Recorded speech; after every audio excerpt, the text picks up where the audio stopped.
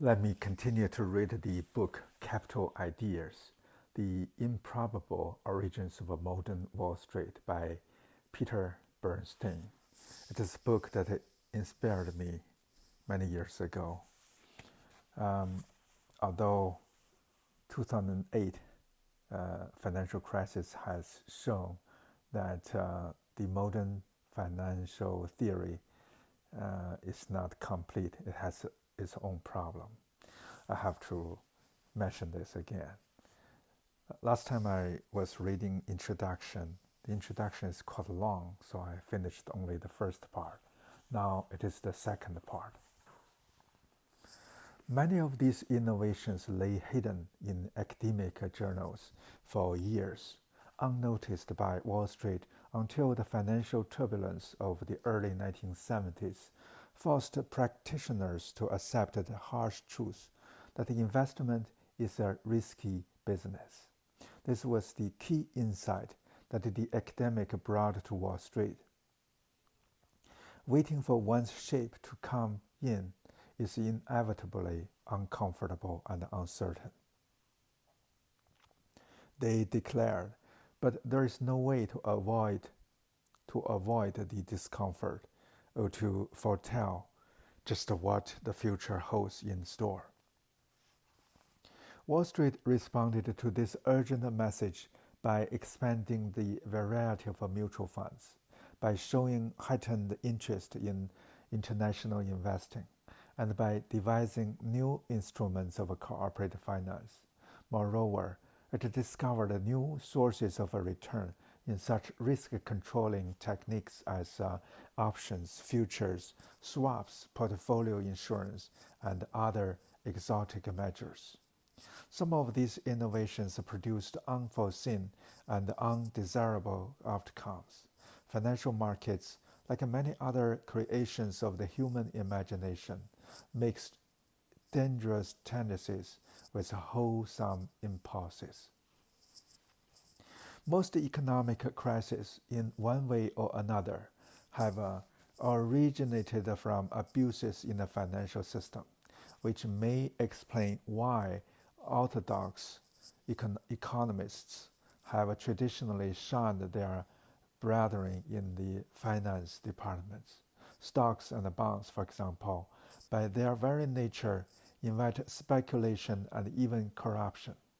No one buys them with the lofty purpose of making the allocation of the nation's capital more efficient. People buy them only in the hope of catching a ride on the road to riches. Because stocks and bonds are liquid, decisions to buy or sell them can be easily reversed. They change hands anonymously as their prices march across the computer screen because they move in response to information of all types.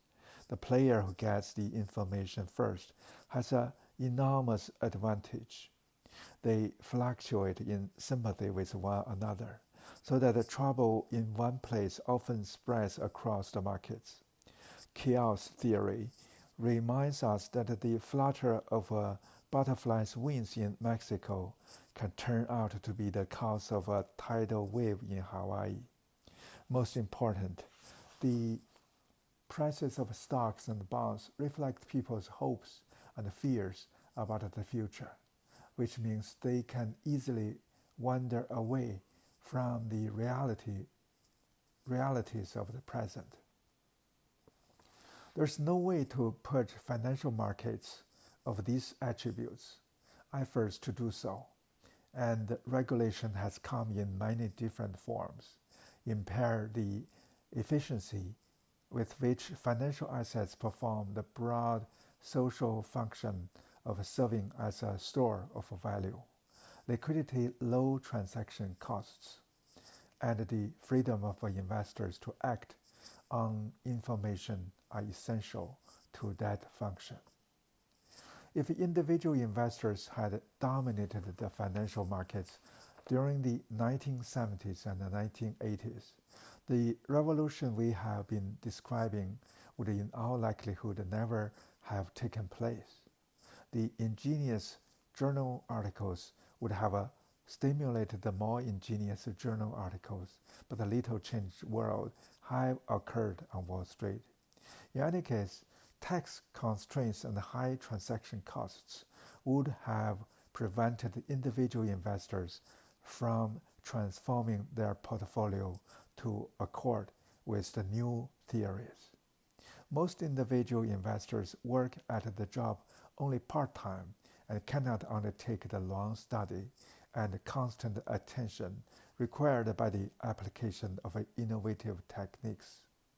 Instead, the revolution was augmented by the rise of institutional investors such as pension funds, which were able to change as their size and investment goals changed.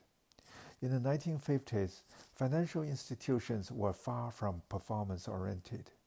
When I first came into the investment management business in 1951, buy and hold was the rule, and the turnover in institutional portfolios was slow. One reason for this complacency was rationalized laziness in an environment in which competition played a negligible role. But in another sense, it was perfectly logical. In the 1950s, most stocks were owned by taxable individuals who had bought them during the 1930s and the 1940s at far lower prices. I remember how impressed I was by the profits in the portfolio managed by my father's investment consulting firm when I arrived on the scene in 1951. It made no sense to sell good companies and give Uncle Sam a disproportionate share of the winnings. It was about this time that everything began to change. The early 1950s were a period of great prosperity across all income groups. Yearly savings by individuals nearly tripled between 1949 and 1957. As the Depression-haunted generation faded away, common stocks once again became an acceptable asset, even for trust accounts. New York State led the way by discarding a long-standing statute that had limited stock ownership to 35% of the total personal trust capital. A great wave of new investors with no share in the huge capital gains generated by the older portfolios now acquired the habit of calling their brokers. Share ownership doubled during the decade. By 1959, 1 in every 8 adults owned stock, 75% of them with a household income under $10,000. Individual savings flowed into the mutual funds even more rapidly than into direct purchase of common stocks. Mutual fund assets doubled between 1955 and 1960 and then doubled again over the next 5 years. Corporate pension funds developed from a novelty to an institution and became the primary clients of the investment management profession. Their assets increased more than tenfold during the 1950s, giving them a powerful influence on portfolio turnover. Because pension funds are not subject to capital gains taxes that hobble profit taken by individuals, professional portfolio managers now began to have more fun. This flood of new money, especially tax-free money, pouring into the marketplace soon transformed the traditional practices of comfortably ensconced trust officers and investment advisors. Competition goaded institutions into ever higher levels of activity in their endless pursuit of rich returns. In 1967, my own organization, seeking a quick move into the big time, assented to being acquired by an aggressive young brokerage firm with a capital of only $1 million that would keep on acquiring until one day it metamorphosed into one of the largest firms on Wall Street. Along with everyone else, we noticed that we were trading much more actively than in the old days, especially as more and more of the money we managed was exempt from taxation. The process has been a constant joy to the investment advisory profession. Just during the 1980s, the number of investment advisors registered with the SEC tripled, while the number of mutual funds more than quadrupled.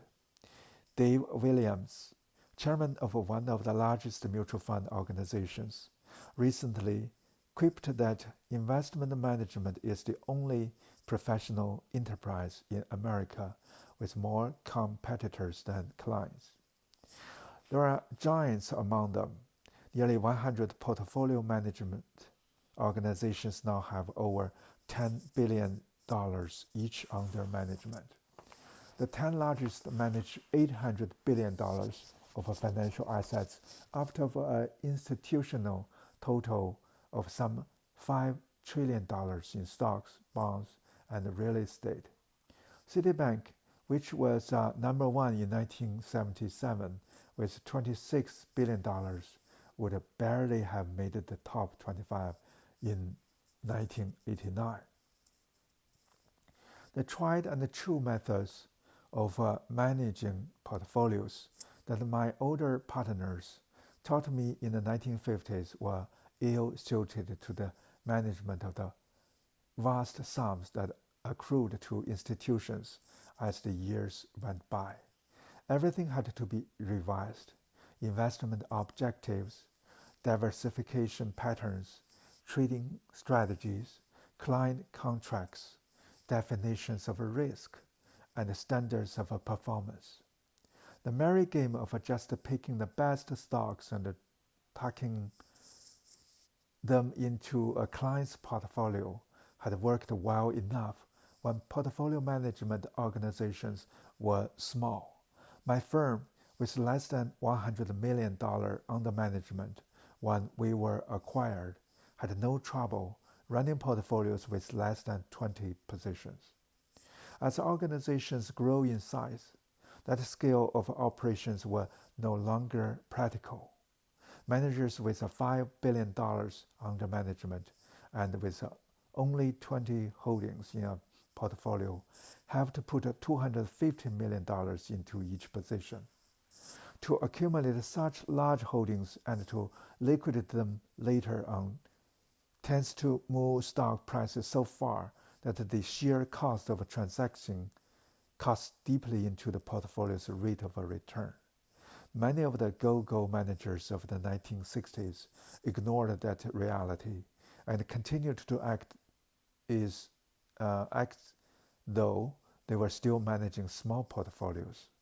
Their innocent disregard of a change helps explain what happened when stormy economic weather overwhelmed the optimistic markets of 1971 and 1972. Before the revolution, the clients of our family-oriented business would come to us and say, "Here's my capital, take care of me." As long as their losses were limited when the market fell, and as long as their portfolios rose as the market was rising, they had few complaints. They came to us and stayed with us because we understood their problems and the myriad kinds of contingent liabilities that all individuals must face. They recognized that we shared the delicate texture of their views about risk. We joked that we were nothing more than social workers to the rich, but skilled social workers to the rich, confident that our performance was being measured in human satisfaction rather than in comparative rates of return. We knew no more about the clients of other investment managers than they knew about ours.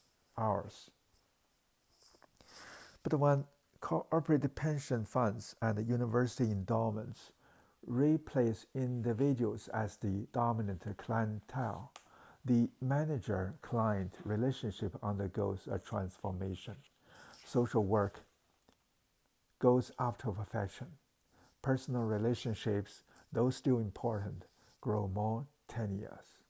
Usually, the person with whom the advisor deals must report to some higher authority who has no direct relationship with the advisor.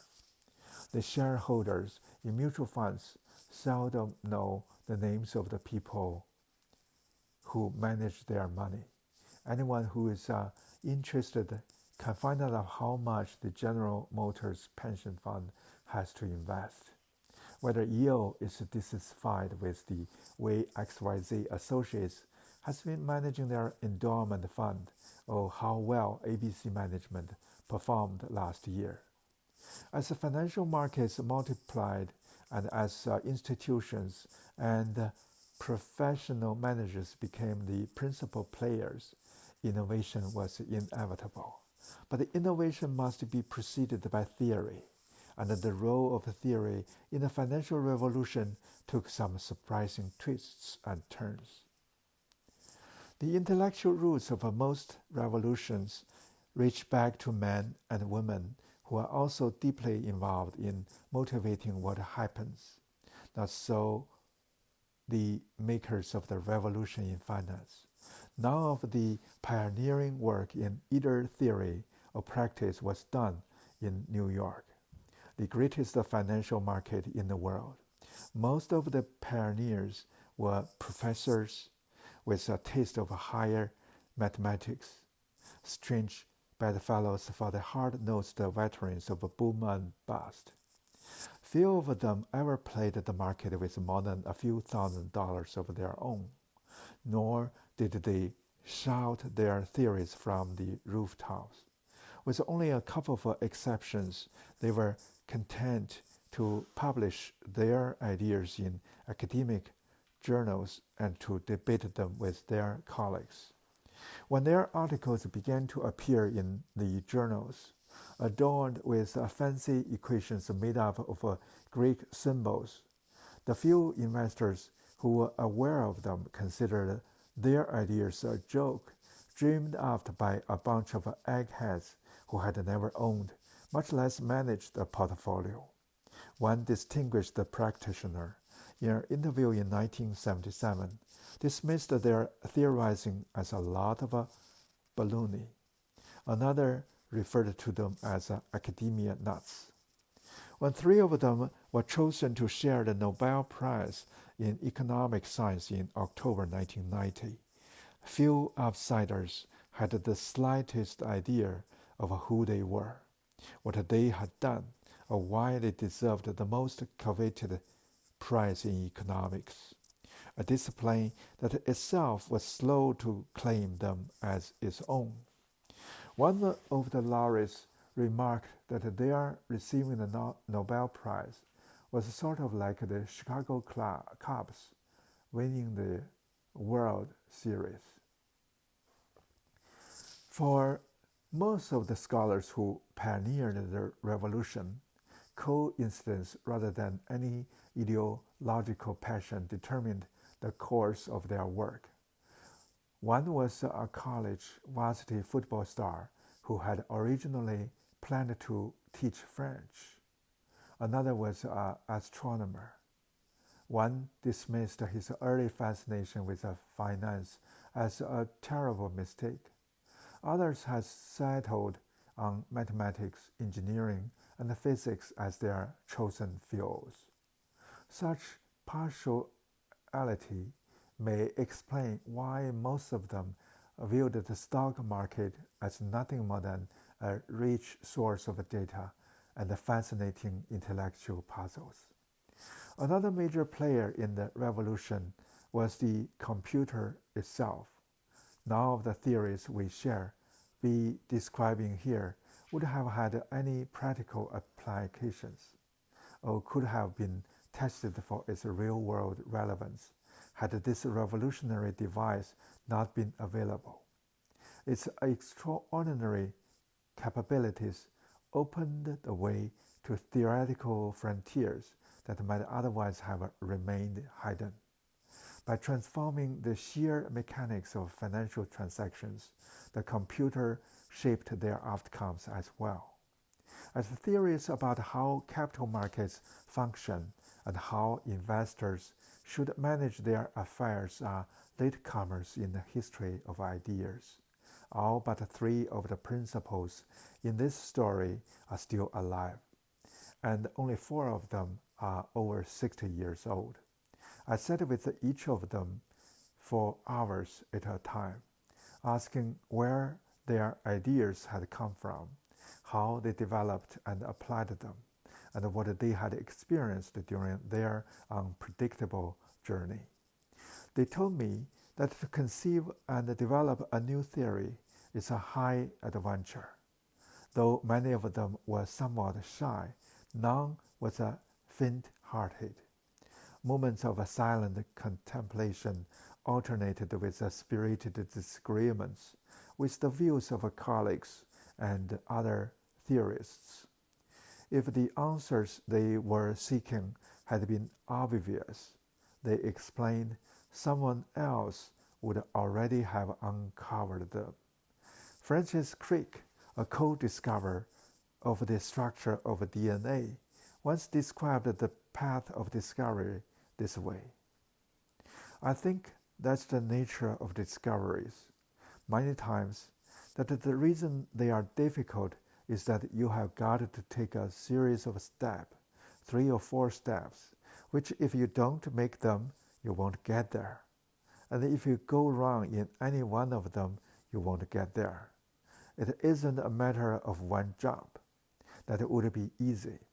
You have got to make several successive jumps, and usually the pennies drop one after another until eventually it all clicks.